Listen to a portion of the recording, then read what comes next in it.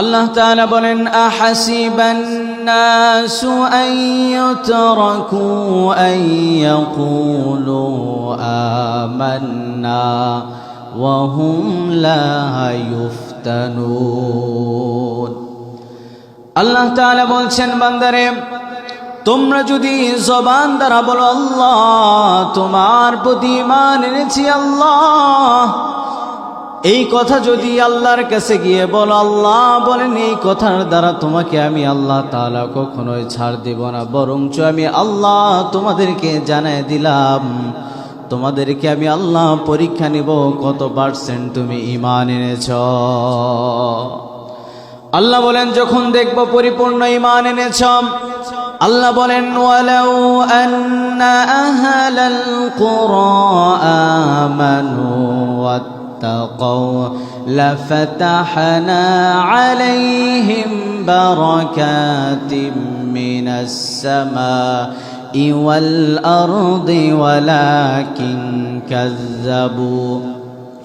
আল্লাহ যখন বলবেন তোমাদেরকে ঈমান পরিপূর্ণ এনেছি, আল্লাহ বলেন ঈমানদারদের জন্য ওই আসমান থেকে জমিন পর্যন্ত যত ফাঁকা জায়গা ছিল আমি আল্লাহ রব্বুল আলামিন ওই ব্যক্তির জন্য পুরা আসমান থেকে জমিন পর্যন্ত রহমত বানায় দিই। সুবহানাল্লাহ। শুধু আল্লাহ রহমত বানায় না, আল্লাহ বলেন ইল্লা মান তাবা ওয়া আমানা ওয়া আমিলা আমালান সালিহা। বান্দারে যখন ঈমান আনবি, রবের দিকে ফিরবি, আল্লাহ বলে আমি রবের দিকে যখন ফিরে আসবি আমি আল্লাহ ইল্লা মান তাবা ওয়া আমানা ওয়া আমিলা আমালান সালিহা, তওবা করার পর যখন আমলে সালেহ করবি রে গোলাম, তারপরে যখন ফাউলাইকা ইউবাদদিলুল্লাহ, আমলে সালেহ করার সঙ্গে সঙ্গে ইউবাদদিল অর্থাৎ পরিবর্তন হওয়া। আল্লাহ বলেন তোর অতীতের যত গুনাহ ছিল সব গুনাহকে নেক আমল দ্বারা পরিবর্তন করে দিয়ে তোরে জান্নাতি মেহমান বানায় দিব। বলি সুবহানাল্লাহ। ঈমান কেমন ছিলেন সাহাবায়ে কেরামের? নবীর একজন সাহাবী ছিলেন হযরত আমর বিন জামু রাদিয়াল্লাহু তাআলা আনহু। নবীর ল্যাংড়া মানুষ হাঁটতে পারে না। আমার নবীর যুদ্ধের জন্য যাওয়ার জন্য ডাক দিলেন। হযরত আমর বিন জামু সেখান থেকে নবীর দরবারে হাজির হয়ে গেলেন। ইয়া রাসূলুল্লাহ, ইয়া হাবিবাল্লাহ, আমি আপনার সাহাবী ল্যাংড়া মানুষ, জিহাদের ময়দানে যেতে চাই, মেহেরবানি করে আমাকে অনুমতি দিয়া দেন। নবী ডাক দিয়া বলেন, আমার সাহাবী আমর, তুমি যুদ্ধের ময়দানে যেতে পারবে না, তুমি ল্যাংড়া মানুষ, নিজে হাঁটাহাঁটি করতেও পারো না। ও আমর, জিহাদে যাওয়া লাগবে না, বরঞ্চ বাসার মধ্যে গিয়ে যাই নামাজটা বিছায়া আল্লাহর দরবারে হাত উঠায় বলো, আল্লাহ যারা যুদ্ধের ময়দানে গেল মেহেরবানি করে তাদেরকে কালেমের পতাকাটা উত্তীর্ণ করে আবার তাদেরকে বিজয় দান করে ঘরে ফিরায় দাও। এই কথা বলার সঙ্গে সঙ্গে হযরত আমর বিন জামুর চোখ থেকে পানি বের হতে লাগলো। হযরত আমর বিন জামু কান্না আরম্ভ করে দিলেন।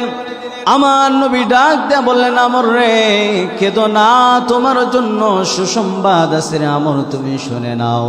হযরত আমরকে ডাক দেয়া হলো, আমর তুমি শোনো, তোমার যে 3 জন সন্তান রয়েছে কিছুদিন পূর্বে ইসলাম গ্রহণ করেছে আমর, আমি নবী তাদের অনুমতি দিয়েছি জিহাদের ময়দানে যাওয়ার জন্য।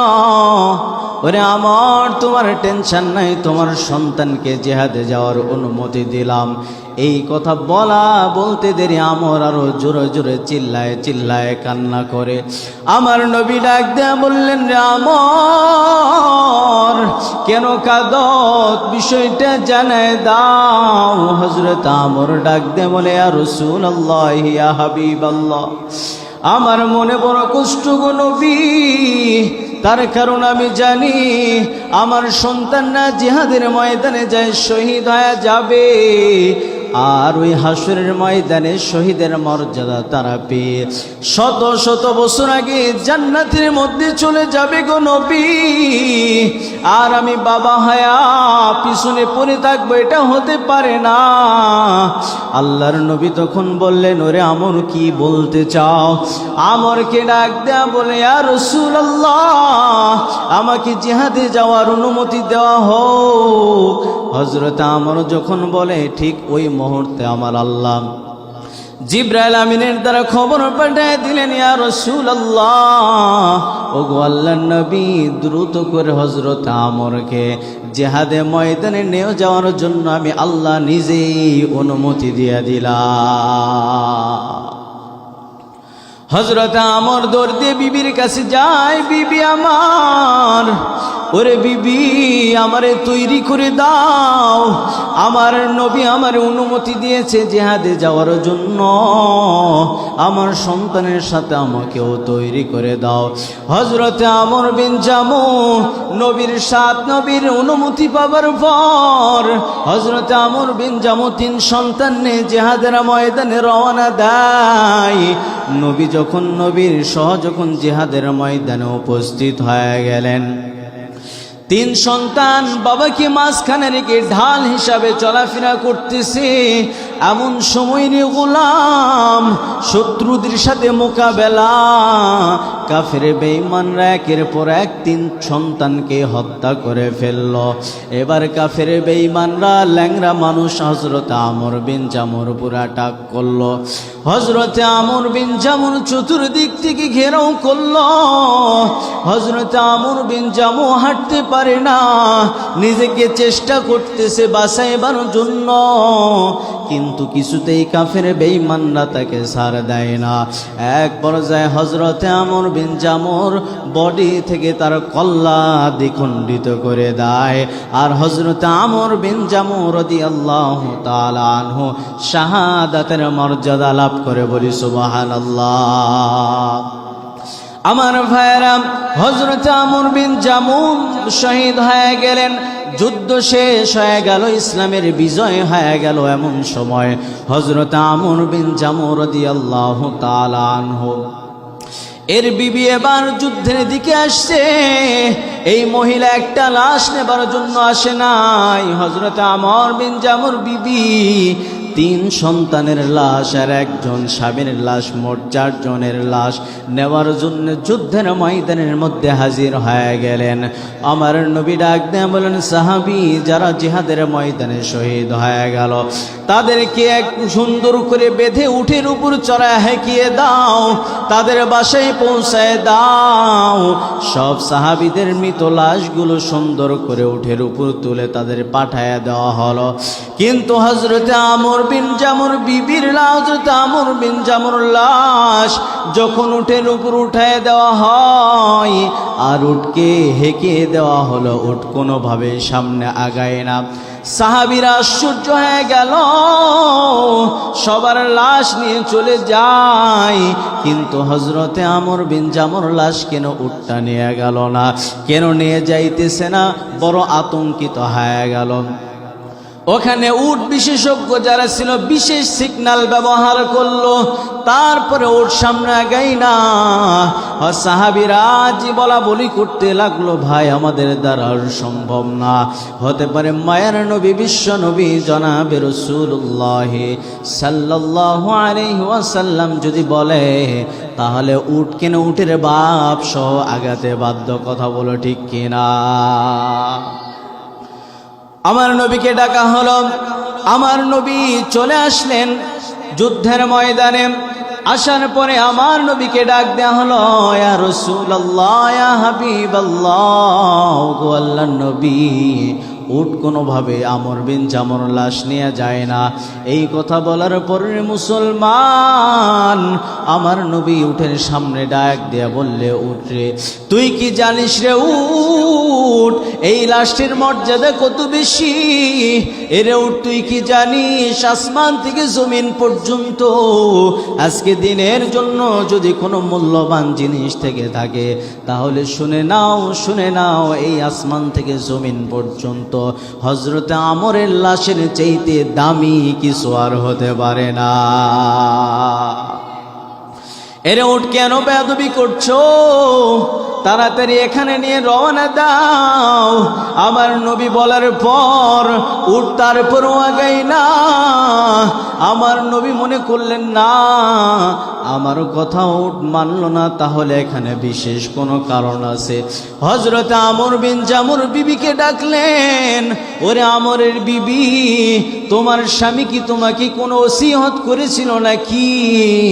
হযরত আমর বিন জামুর বিবি ডাক দেয়া বলে, ইয়া রাসূলুল্লাহ, আমার স্বামী আমারে কিছু বলে নাই, তবে যেদিন আপনি জিহাদে যাওয়ার অনুমতি দিয়েছেন গো নবী, ও গো আল্লাহর নবী, আমি দেখছি আমার স্বামী ঘরের ভিতরে আসার পর যাই নামাজ বিছায় আল্লাহর কাছে দোয়া করলেন। আল্লাহর কাছে বলছেন, আল্লাহ, ওরে দয়ার মালিক, আমার বিবি বলছে আমি যুদ্ধে যেতে পারি না, আমার নবী অনুমতি দিতে চাই নাই, আমার সন্তানরা পর্যন্ত নিতে চায় না। ওরে আল্লাহ, নবী আমার অনুমতি দিছে গো আল্লাহ, ওই জিহাদের ময়দানে যাব, তবে তোমার কাছে দোয়া করি আল্লাহ ওই জিহাদের ময়দান থেকে যেন আর বাড়িতে না আসতে হয়। আল্লাহ ওই জিহাদের ময়দানে যেন আমার কবরস্থ করা হয়। হযরত আমর বিন জামু বলে, ইয়া রাসূলুল্লাহ, আমার স্বামী এইভাবে দোয়া করতেছিলেন, আমি দেখলাম।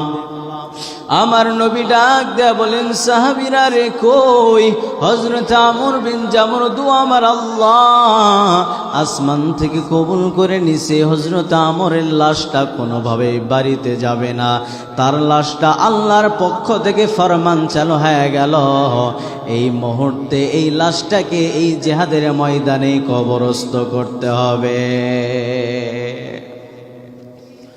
হযরত আমর বিন জামু কেমন একজন সাহাবী ছিলেন, ল্যাংড়া মানুষ, পা নাই, চলতে পারে না, তারপরেও জিহাদের ময়দানে চলে গেছেন। কেমন একজন সাহাবী ছিলেন, তার ঈমানের জজবা কি ছিল, আর আজকে আমাদের ঈমানের জজবা কতটুকু? ঈমানের পথে অবিচল থেকে আমার মরণ যেন হয়, ঈমানের পথে অবিচল থেকে আমার মরণ যেন হয়। তোমারি কাছে মিনতি আমার, তোমারি কাছে মিনতি আমার, মহামহিম দয়াময়, ঈমানের পথে অবিচল থেকে আমার মরণ যেন হয়। প্রতিদিন মিথ্যের মুখোমুখি হয়, বেদিন ফাসেকেরা করে হইচই, ঠিক কিনা? প্রতিদিন মিথ্যের মুখোমুখি হয়, বেদিন ফাসেকেরা করে হইচই, আজাজিলে সে গোমরাহি সুর গান করে তোলে মহিময়।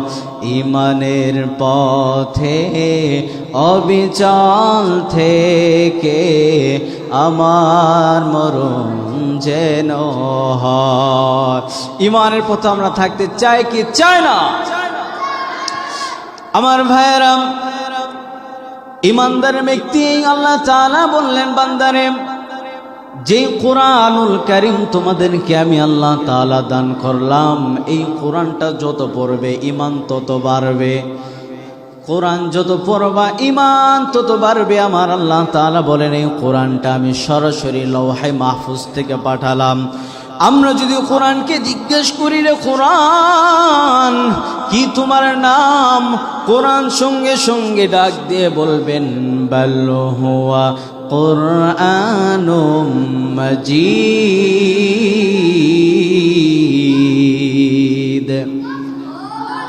ওই কিতাবকে যদি জিজ্ঞেস করি, রে কিতাব কি তোমার নাম, ওই কিতাব সঙ্গে সঙ্গে বলবে আমার নাম হলো কোরআন। ওই কোরআনকে যদি জিজ্ঞেস করি কোথায় থেকে তুমি আগমন করেছ, কই থেকে তুমি এসেছ, সঙ্গে সঙ্গে জবাব দিয়ে বলবেন ফি লাউহিম মাহফুজ, আমি লৌহে মাহফুজ থেকে আমি সরাসরি এই জমিনে আল্লাহর নবীর কাছে আগমন হয়েছে। বলে সুবহানাল্লাহ। আমার ভাইয়েরা, এই কোরআনটা একটা মানুষের কোনো দাম নাই। ওই মানুষের ভিতরে যখন কোরআনুল কারীমের, ওই মানুষের ভিতরে যখন কোরআনুল কারীম লেগে যায়, আমার আল্লাহ রব্বুল আলামিন সঙ্গে সঙ্গে ওই মানুষের দাম আল্লাহ আরশ আজিম পর্যন্ত পৌঁছায় দেয়। একটা কাঠের কোনো দাম নাই। ওই কাঠে আমরা পায়ের নিচে দিয়ে রাখি, কিন্তু এই কাঠ যখন এক পর্যায়ে কাঠকে যখন সুন্দর করে রেহালে পরিণত করা হয়, রেহাল হওয়ার পরে কাঠটার দাম আমার আল্লাহ তাআলা বাড়ায় দেয়। বলে কেন দাম বেড়ে গেল? বলে ওই কোরআনের সাথে ছোঁয়া লেগেছে, আর এই কারণেই আমার আল্লাহ রব্বুল আলামিন তার দাম আকাশ চুম্বি করে দিয়েছে। হাসরের ময়দানে কোরআনওয়ালাকে ডাকবে আল্লাহ তাআলা। সব মানুষকে হাসরের ময়দানে যখন দাঁড় করায় দিবে, রে গোলাম, ওরে ইমানদার আল্লাহর গোলাম, যেদিন আমার আল্লাহ তাআলা হাসরের মাঠ কায়েম করবে, সব মানুষগুলো নাফসি নাফসি বলবে, আর বলবে আল্লাহ আমারে বাঁচাও, আমারে বাঁচাও। মানুষগুলো গুনাহগারের কারণে মাথার মগজগুলো ভাতের মারের মতো টকবক টকবক করে ফুটবে। ওই মানুষগুলো হঠাৎ করে দেখবে ওই উচ্চ স্থানে ভালো চেয়ারের মধ্যে কে যেন বসে আছে। আল্লাহর ফেরেশতাকে বলবে, রে ফেরেশতা ওরা কারা? ওদের তো চেনা চেনা লাগে।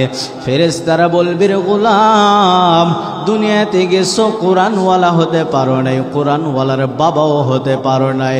ওই যে চেয়ারের মধ্যে যাদের আসন দেখতে পাও, ওরা হলো আল্লাহ একজন কোরআনওয়ালার বাবা, ওরা হলো একজন হাফেজ কোরআনের মা, একজন হালেমের বাবা। আল্লাহ তাআলা বলবেন ওদেরকে এত সম্মান প্রদান করব। ওই হাসরের ময়দানে আমার আল্লাহ তাআলা কোরআনওয়ালাকে ডাক দেয়া বলবেন, কোরআনওয়ালা বান্দা টেনশন করবি না, আমি আল্লাহ তাআলা তোদেরকে যে ওয়াদা করেছিলাম, কোরআনওয়ালার একজন কোরআনওয়ালাকে আমার আল্লাহ ওয়াদা করলেন, যারা কোরআন মেনে চলবে, কোরআনের হাফেজ আলেম হয়ে যাবে, আমার আল্লাহ তাআলা ওই হাসরের ময়দানে পারমিশন দেয়া দিবে একজন কোরআনওয়ালা যাদের উপর জাহান্নাম ওয়াজিব হয়ে গেল। আমার আল্লাহ তাআলা বলবেন, ও কোরআনওয়ালা দেরি করবি না, 10 জন বান্দাকে বাসিয়া বাসিয়া আল্লাহর জান্নাতে নিয়ে যা। আর ওই কোরআনওয়ালার বাবাকে ডাক দেয়া বলবে, রে বান্দা, দুনিয়াতে সন্তানকে অন্য শিক্ষা দাও নাই, টাকার জন্য কোরআন পড়াও নাই, টাকাওয়ালা বানাও নাই, যতটুকু পড়েছে কোরআনওয়ালা বানায় দিছো। কোরআনওয়ালা আমি রবের জন্য তুমি তোমার সন্তানকে আমার রাস্তায় দিয়া দিছো। ওরে বান্দা টেনশন করবি না, আমি আল্লাহ তোরে ওয়াদা দিয়ে দিলাম, রে বান্দা, তোর মাকে তোর বাবাকে সকলকে আমি আল্লাহ জান্নাতি মেহমান বানাই আমার উচ্চ জান্নাতের মধ্যে বসায় দিব।